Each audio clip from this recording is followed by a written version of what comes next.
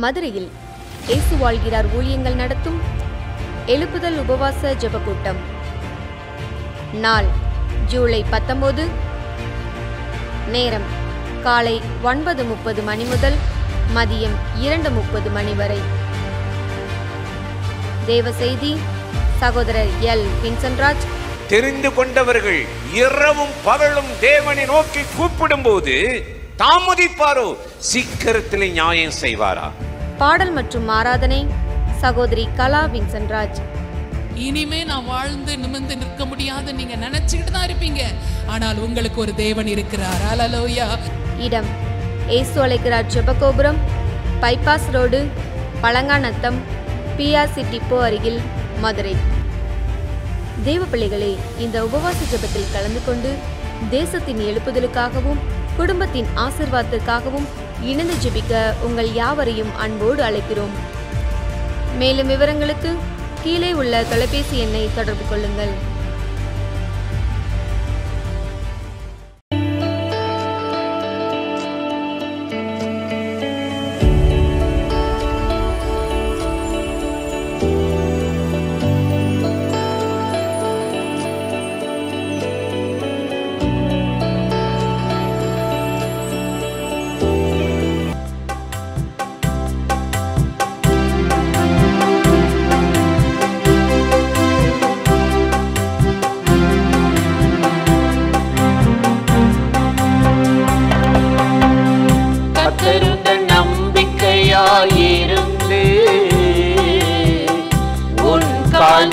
கொள்ளாமல் காப்பா கர்த்தருந்த நம்பிக்கையாயிருந்து உன் கால் சிக்கிக் கொள்ளாமல் காப்பா. அவர் உன்னை வேடனுடைய கண்ணிக்கும் பாழாக்கும் கொள்ளை நோய்க்கும் தப்புவிப்பார். அவர் உன்னை வேடனுடைய பாழாக்கும் கொள்ளை நோய்க்கும் தப்புவிப்பார். கர்த்தருந்த நம்பிக்கையாயிருந்து உன் கால் சிக்கிக் கொள்ளாமல் காப்பார்.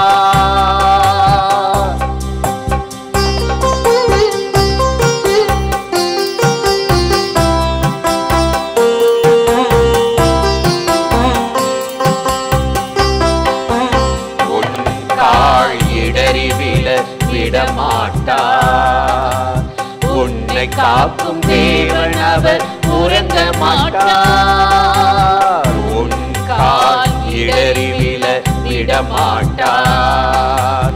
உன்னை காக்கும் தேவன் அவர் உறங்க மாட்டார்.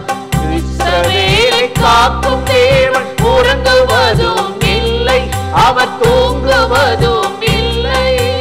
இஸ்ரவேலை காக்கும் தேவன் உறங்குவதும் இல்லை, அவர் தூங்குவதும் இல்லை.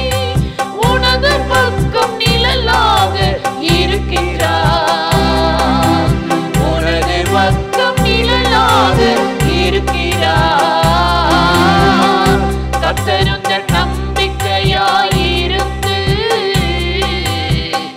உன் கால் சிக்கிக் கொள்ளாமல் காப்பா.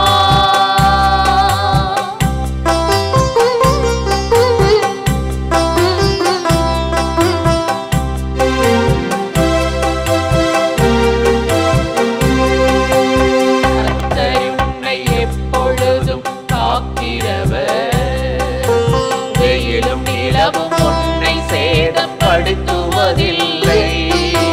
கர்த்தர் உன்னை எப்பொழுதும் காக்கிறவர், வெயிலும் நிலவும் உன்னை சேதப்படுத்துவதில்லை. எல்லா தீங்குக்கும் விலக்கி உன்னை காத்திடுவார், உன் ஆத்துமாவை காப்பார். எல்லா தீங்குக்கும் விலக்கி உன்னை காத்திடுவார், ஆத்துமாவை காப்பார். போக்குவரவை இது முதற்கொண்டு காத்திடுவார், போக்குவரவை இது முதற்கொண்டு காத்திடுவார். கர்த்தருந்த நம்பிக்கையாயிரு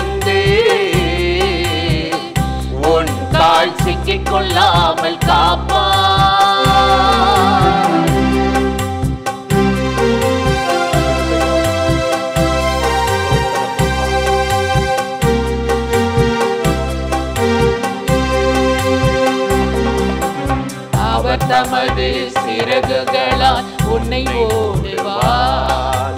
சட்டையின் கீழே அடைக்கலம் நீ புகுந்திடுவாய். அவர் தமது சிறகுகளால் உன்னை ஓடுவார். சட்டையின் கீழே அடைக்கலம் நீ புகுந்திடுவாய். இரவின் பயம் பகலின் அம்பு எதற்கும் பயம் இல்லை, அவை அணுகுவதும் இல்லை. இரவின் பயம் பகலின் அம்பு எதற்கும் பயம் இல்லை, அவர் அணுகுவதும் இல்லை. உன்னதமான கர்த்தரை உனக்கு தாபரமாய் கொண்டார். உன்னதமான கர்த்தரை உனக்கு தாபரமாய் கொண்டார். கர்த்தர் உந்தன் நம்பிக்கையாய் இருந்து உன் கால் சிக்கிக் கொள்ளாமல் காப்பார். கர்த்தர் உந்தன் நம்பிக்கையாய் இருந்து உன் கால் சிக்கிக் கொள்ளாமல் காப்பார். அவர் உன்னை வேடனுடைய கண்ணிக்கும் பாழாக்கும் கொள்ளை நோய்க்கும் தப்புவிப்பார். அவர் உன்னை வேடனுடைய கண்ணிக்கும் பாழாக்கும் கொள்ளை நோய்க்கும் தப்புவிப்பார். கர்த்தர் உந்தன் நம்பிக்கையாயிருந்து உன் கால் சிக்கிக் கொள்ளாமல் காப்பார். பிரியமானவர்களே, ஆண்டவராகிய இயேசு கிறிஸ்துவின் நாமத்தில் இந்த காலை நேரத்தில் இயேசுவை தினம் பார்ப்போம் என்ற இந்த நிகழ்ச்சி மூலமாக உங்களை சந்திப்பதில் மிகுந்த மகிழ்ச்சி அடைகிறேன். சங்கீதம் 28:8 நாம் வாசிக்கிறோம், கர்த்தர் அவர்களுடைய பெலன், அவரே தாம் அபிஷேகம் பண்ணினவனுக்கு அரணான அடைக்கலமானவர் என்று இங்கு வேத வசனம் சொல்லுகிறதை நாம் வாசிக்கிறோம். நம்முடைய பெலனாகிய கர்த்தர். தாவீது அடிக்கடி தன்னுடைய வாயிலிருந்து கர்த்தரை புகழும் பொழுது கர்த்தர் என்னுடைய பெலன் என்றே அவர் சொல்லுகிறதை நாம் வாசிக்கிறோம். கர்த்தரே அவர்களுடைய பெலனாக இருக்கிறார். அவரே தாம் அபிஷேகம் பண்ணினவனுக்கு அரணான அடைக்கலமாய் இருக்கிறார் என்று இந்த சங்கீதத்தில் அவர் எழுதுகிறதை நாம் வாசிக்கிறோம். தாவீதுடைய வாழ்க்கையில் பல்வேறு விதமான எதிராளிகள் வழியாக அவன் கடந்து போன ஒரு மனிதன். எதிராளிகள் அவனுக்கு விரோதமாக எழும்பி வந்த போதெல்லாம் தாம் அபிஷேகம் பண்ணின தாவீதை ஆண்டவர் பலத்த அரணாக அடைக்கலமாக இருந்து தப்புவித்ததை, காப்பாற்றினதை நாம் வேத புத்தகத்தில் வாசிக்கிறோம்.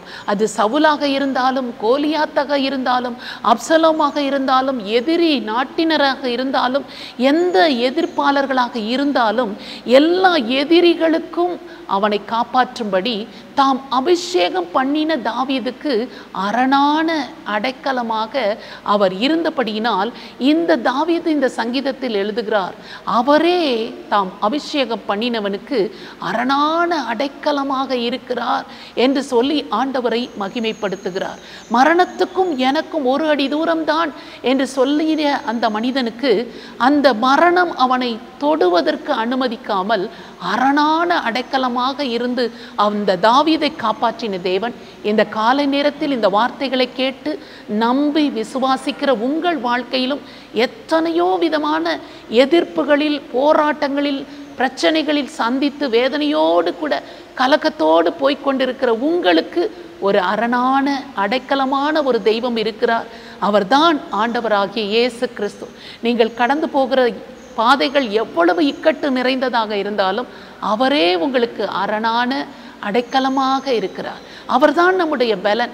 அவரை பார்த்து நம்பிக்கையோடு நீங்கள் ஜெபம் பண்ணுங்கள். என் வாழ்க்கையில் என்னை சுற்றி எத்தனையோ நெருக்கங்களும் போராட்டங்களும் கண்ணீர்களும் இருக்கிறது, ஆனால் நீர் ஒருவரே எனக்கு அரணான அடைக்கலமானவர், என்னுடைய பலனானவர், நான் உம்மை நம்புகிறேன் என்று சொல்லி இயேசுவே எனக்கு அரணான அடைக்கலமாக இரும் என்று சொல்லி பாருங்கள். ஆண்டவர் கட்டாயம் நீங்கள் கடந்து போகிற இந்த இக்கட்டான பாதையிலிருந்து உங்களை காப்பாற்றி அரணான அடைக்கலமாக இருந்து உங்களையும் அவர் தப்புவிப்பார். தாவீதை எப்படி தப்புவித்தாரோ உங்கள் ஒவ்வொருவரையும் நீங்கள் கடந்து போகிற எல்லா சூழ்நிலைகளிலிருந்தும் உங்களையும் அவர் காப்பாற்றி மீட்க வல்லவராக இருக்கிறார். அந்த ஆண்டவரை நோக்கி நாம் இப்பொழுது ஜெபிக்கலாமா? பரிசுத்தமுள்ள நல்ல தகப்பனே, இந்த அருமையான நேரத்தில் இந்த வார்த்தைகளை கேட்டு உம்மை விசுவாசிக்கிற ஒவ்வொருவருக்காகவும் நாங்கள் ஜெபிக்கிறோம். கர்த்தரே அவர்களுடைய பலன், தாம் அபிஷேகம் பண்ணினவர்களுக்கு அரணான அடைக்கலமானவர் என்று சொல்லப்பட்ட உமது வார்த்தையின்படியாக உம்முடைய பலத்த அபிஷேகம் ஒவ்வொருவர் மீதும் இறங்கி இருக்கட்டும் அப்பா. இயேசுவே, நான் உம்மை நம்புகிறேன் என்று சொல்லி தாங்கள் சந்தித்து வருகிற எல்லா போராட்டத்தின் நடுவிலும், எதிர்ப்புகளின் நடுவிலும், எதிராளிகளின் நடுவிலும் யாரெல்லாம் உம்முடைய உதவியை நாடி நீர்தான் என்னுடைய அரண், நீர்தான் என்னுடைய அடைக்கலம் என்று உம்மிடத்தில் வந்து தஞ்சம் புகுந்து உம்முடைய உதவியை நாடுகிறார்களோ ஒவ்வொருவரையும் நீர் அறிந்திருக்கிறீர். ஒவ்வொருவரையும் அணைத்துக் கொள்ளும். இந்த நெருக்கடிகளில் இருந்து, போராட்டங்களில் இருந்து, பிரச்சனைகளில் இருந்து அவர்களை காப்பாற்றி அடைக்கலமும் அரணுமாக இருந்து அவர்களை நீர் தப்புவிக்க வேண்டும், தலையை உயர்த்த வேண்டும் என்று இயேசு கிறிஸ்துவின் நாமத்தில் ஜெபிக்கிறோம் நல்ல பிதாவே, ஆமென். இந்த நிகழ்ச்சி உங்களுக்கு மிகுந்த ஆசீர்வாதமாய் இருந்திருக்கும் என்று நிச்சயமாய் நாங்கள் நம்புகிறோம். நீங்கள் பெற்ற நன்மைகளை எங்களோடு கூட பகிர்ந்து கொள்ளுங்கள், மற்றவர்களுக்கும் ஷேர் பண்ணுங்கள். கர்த்தர் உங்களை ஆசீர்வதிப்பாராக. ஆமென்.